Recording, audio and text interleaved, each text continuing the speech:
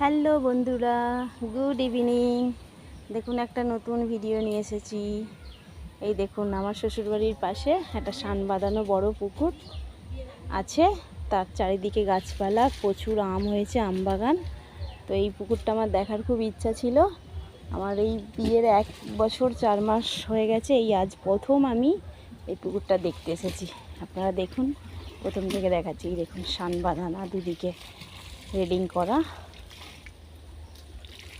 দেখুন কি সুন্দর পরিবেশটা, কি সুন্দর লাগছে দেখতে, কি ভালো লাগছে। এরম যদি একটা আমাদের থাকতো পুকুর, দারুণ লাগছে।